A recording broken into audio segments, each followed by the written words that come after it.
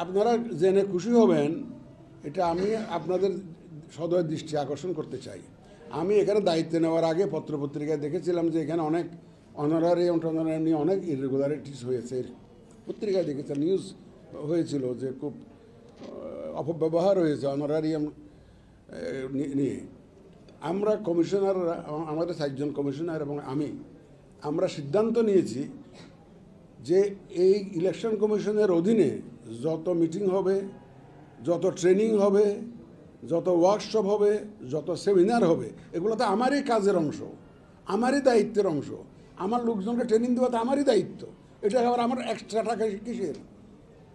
আমি যখন একটা ট্রেনিং দেবো আমার লোকগুলোকে, এটা তো আমার দায়িত্বের মধ্যেই পড়ে। আমি যখন ফিল্ডে যাচ্ছি একটা সেমিনার অ্যাটেন্ড করতে, চিফ গেস্ট হিসাবে না হয়ে গেলাম আর কি, কিন্তু গেলাম, এটার জন্য কি আমার আলাদা পেমেন্ট লাগবে? সুতরাং উই হ্যাভ ডিসাইডেড যে আমরা 4 জন ইলেকশন কমিশনার এবং আমরা এর জন্য কোনো রকমের কোনো অনারারিয়াম ট্রেনিংয়ের জন্য, সেমিনারের জন্য, ওয়ার্কশপের জন্য কোনো ধরনের অনারারিয়াম আমরা নিব না। আমার 4 জন কমিশনারও নেবে না, আমিও নেব না। এটা সিদ্ধান্ত অলরেডি হয়ে গেছে। এটাও রিফর্মস কমিশনের সুপারিশ ছিল এটা রিভিউ করার জন্য। এটা বাস্তবায়ন করে ফেলেছি তো আমরা অলরেডি ডিসিশন নিয়ে নিয়েছি। প্লাস আমাদের অফিসিয়ালসরা, যারা ট্রেনাররা বা আমাদের যে presiding officer, pulling officer, assistant presiding officer, এদের বিরুদ্ধে ওনারা অভিযোগ করেছেন যে বেশি টাকা পয়সা নিয়ে গেছে, ম্যাজিস্ট্রেটরা অনেক টাকা পয়সা নিয়ে গেছে। আমরা একটা কমিটি করে দিয়েছি, headed by the additional secretary, to review this honorarium structure.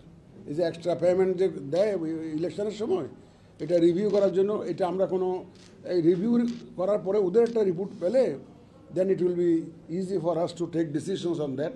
এটাও একটা মোটামুটি রিফর্মস কমিশনের পরামর্শ, এটা আমরা বাস্তবায়ন করে ফেলেছি। তাহলে দুটো গেল, আমরা নিজেরা নেব না, এটা হয়ে গেল। তারপর কমিটি করে দিয়েছি রিভিউর জন্য। এটা কিন্তু সুপারিশ, তাদের সুপারিশ আমরা বাস্তবায়ন করেছি। আর সবচেয়ে বড় যেটা ওনাদের সুপারিশ ছিল যে ওই এনআইডিটা আমাদের এখানে নিয়ে আসা, হোম মিনিস্ট্রিতে থেকে এখানে নিয়ে আসা। একটা আইন হয়েছিল যে আপনারা জানেন, এনআইডি অ্যাক্ট 2023, এটা হোম মিনিস্ট্রির অধীনে নিয়ে যাওয়া হয়েছিল। আমাদের এখানকার অফিসিয়ালরা অনেক আন্দোলন সংগ্রাম করেছে, অনেক তদবির করেছে, অনেক দৌড়াদৌড়ি করেছে, এটা হয় নাই। ওনারা সুপারিশ দিয়েছিল, আল্লাহ রহমতে we have been able to get it স্ক্র্যাপড।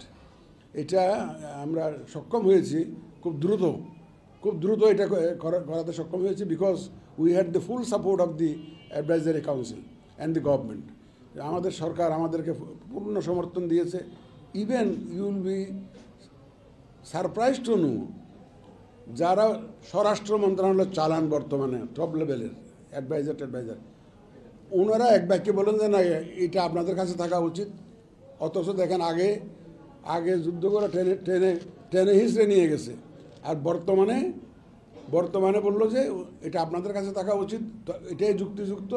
সুতরাং we have no objection taking it away by the election, taking it back by the election commission. ওনারাও সহযোগিতা করেছেন। আমরা উপদেষ্টা পরিষদকে ধন্যবাদ জানাই ওনাদের এই সহযোগিতার জন্য। তো যা হোক, সুতরাং বলতে গেলে 3টা সুপারিশ অলরেডি কিন্তু আমরা বাস্তবায়ন করেছি। তো অনেকগুলো ছোটোখাটো আরও সুপারিশ আছে ওনাদের, আমরা তো বিস্তারিত পেলে তখন আমরা আমাদের মতামত দিতে পারবো।